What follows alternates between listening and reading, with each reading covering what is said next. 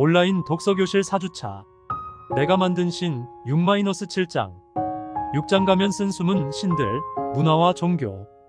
은혜 없는 복음은 가짜 하나님을 만든다. 지금까지는 로맨틱한 사랑, 재정적 형통, 정치적 성공 등 개인적 우상을 살펴봤다. 이런 가짜 신은 어렵지 않게 눈에 띈다. 그러나 우리에게 영향을 미치면서도 더 깊이 숨어있는 우상도 있다. 우리 마음의 우상이라기보다는 문화와 사회의 우상이다. 앤드류 델방코는 그의 책 진짜 아메리칸 드림에서 말한다.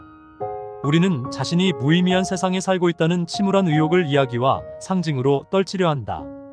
내가 말하는 문화란 바로 그런 이야기와 상징을 뜻한다. 모든 문화의 기저에는 주된 희망이 있다. 곧 문화가 구성원에게 말해주는 삶의 관건이 있다.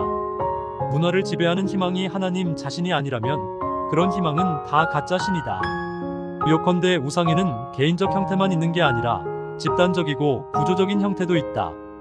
특정한 우상에 대한 집착을 정상으로 여기는 사회에 완전히 파묻혀 있으면 그 우상의 실체를 분간하기가 거의 불가능해진다. 우상이란 하나님만이 주실 수 있는 것을 얻고자 우리가 의지하는 대상이다. 교리적 진리가 거짓 신의 지위로 격상되면 종교 공동체 안에도 우상 숭배가 널리 퍼진다.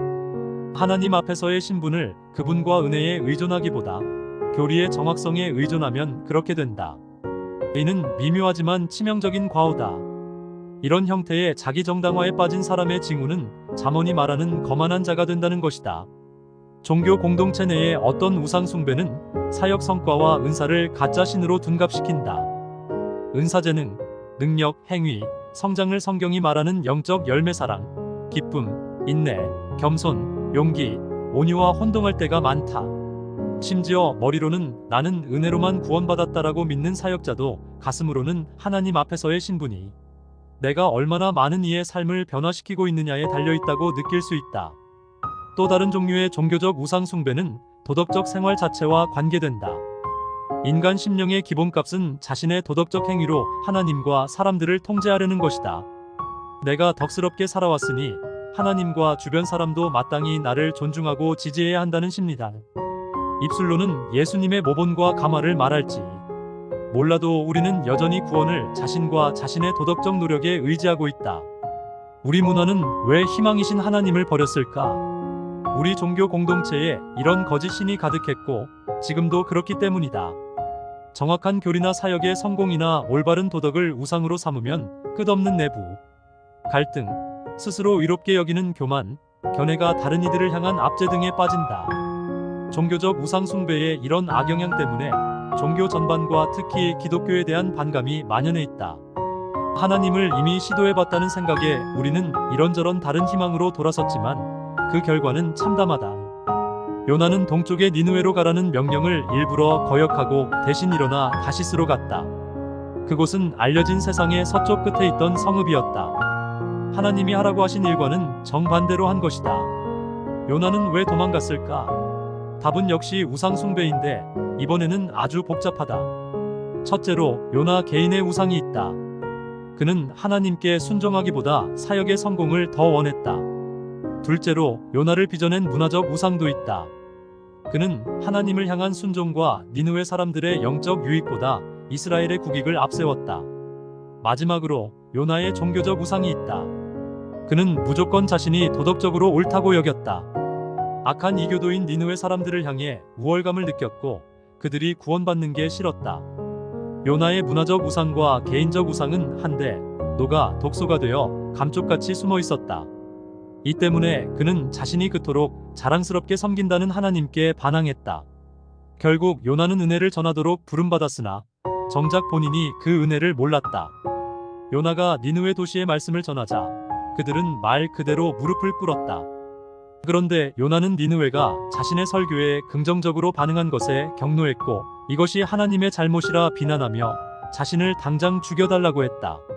마침내 요나의 동기가 속속들이 다 드러난다. 이럴 줄 알았습니다. 주님은 긍휼이 풍성하신 하나님이신지라 속히 용서하시고 어떻게든 구원하려 하시며 끝없이 인내하시는 줄을 제가 알았습니다. 그래서 못 믿을 뿐이라는 것도 알았습니다. 처음에 제가 달아난 것도 그 때문입니다. 이런 하나님을 전해주면 그들이 회개의 몸짓만 보여도 주님이 용서하실까봐 두려웠습니다. 이제 저는 주님과는 끝입니다. 사임하겠으니 그냥 제 목숨을 거두어 주십시오. 마침내 요나의 우상이 탄로 났고 이 나라와 민족을 혐오하는 그의 속마음이 드러났다. 요나는 니느웨 사람들의 죄를 지적하고 비난할 마음만 있었지 그들을 사랑할 수는 없었다. 그들이 하나님의 자비와 구원을 받는 것도 싫었다. 우상은 우리 삶 속에서 신처럼 행세한다. 따라서 성공이나 부모의 인정을 신으로 삼았다가 실패하면 그 우상이 평생 마음속에서 우리를 저주한다. 패배감을 떨칠 수 없다. 우상 숭배를 미래에 대입해서 우상이 위협받으면 우리는 두려움과 불안으로 무력해진다. 우상 숭배를 과거에 대입해 우상을 실망시키면 우리는 죄책감에 빠진다. 우상 숭배를 현재의 삶에 대입해서 우상이 환경에 막히거나 없어지면 우리는 분노와 절망으로 몸부림치게 된다. 이 모든 일이 요나의 마음속에서 벌어지고 있었다. 요나는 왜 삶의 의욕을 잃었는가? 삶의 의미를 잃지 않고는 삶의 의욕도 잃을 수 없다. 요나에게 삶의 의미란 바로 조국의 자유였다. 그것을 바라는 것 자체는 좋지만 그게 최고의 것이 되었다. 그래서 아수르는 그를 깊은 증오와 분노로 들끓게 했다. 그들이 걸림돌이 되었기 때문이다.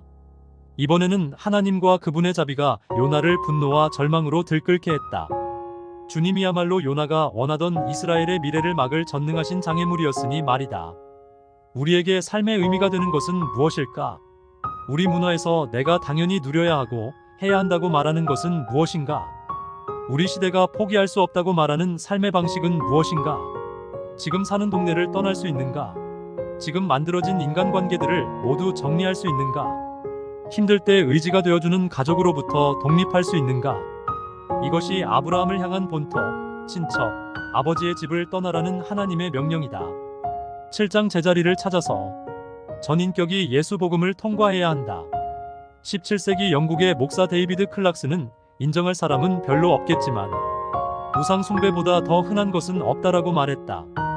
우리 영혼이 집이라고 가정한다면 방마다 구석마다 우상이 세워져 있다라고도 했다. 우리는 하나님의 지혜보다 자기 지혜를, 하나님의 뜻보다 자기 갈망을, 하나님의 영광보다 자기 평판을 더 중시한다. 우리가 하나님보다 인간관계를 더 중요하게 여기는 경향이 있다. 하나님 마음을 아프지 않게 해드리려 애쓰기보다 사람들 때문에 자신의 자유와 재산과 생명이 위태로워질까봐 더 큰 근심과 불안과 당황과 염려에 빠질 때 그렇게 된다. 과연 인간의 마음은 우상을 대량 생산하는 공장이다. 희망이 있을까? 그렇다. 우상을 그냥 없앨 수는 없고 대체해야만 함을 이제부터 깨달으면 된다. 그냥 뿌리 뽑으려 하면 우상이 되살아나지만 다른 것을 대신 들여놓으면 해결된다. 다른 것이란 무엇일까? 물론 하나님이다.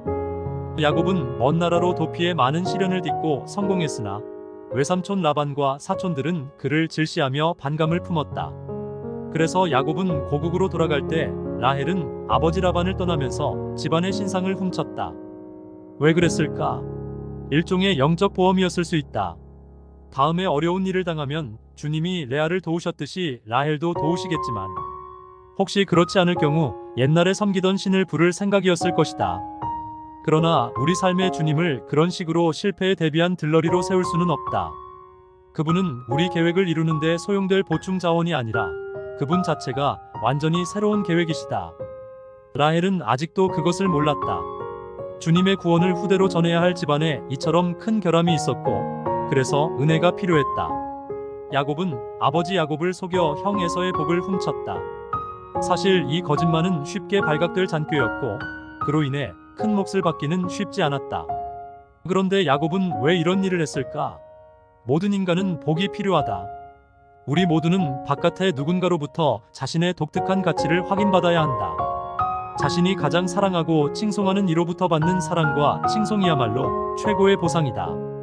우리는 다 부모님과 배우자와 동료에게 인정받기를 깊이 갈구한다. 야곱의 삶은 복을 얻어내려는 하나의 긴 싸움이었다. 그는 아버지의 입에서 복을 들으려고 에서와 씨름했고 라헬의 얼굴에서 복을 보려고 라반과 씨름했다. 하지만 소용없었다. 그의 속은 여전히 피폐하고 공허했고 가족 관계는 거친 풍랑과 같았다. 그가 라헬과 그 자녀를 우상화하는 바람에 레아와 그 자녀의 삶은 늘 비참했으며 앞으로도 거기서 쓰라린 열매가 맺히게 된다. 그런데 지금 에서가 오고 있었다. 아버지의 사랑과 유산과 장자의 명분과 행복을 독차지한 그가 군대를 거느리고 오고 있었다. 그런데 그날 밤 어둠이 깊었을 때 뜻밖에도 누군가가 혼자서 야곱을 공격해왔다. 둘의 씨름은 몇 시간이고 계속되었다. 이 신비의 인물은 누구인가?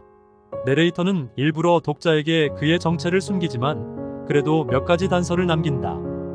우선 치다라고 표현된 동작의 위력이다.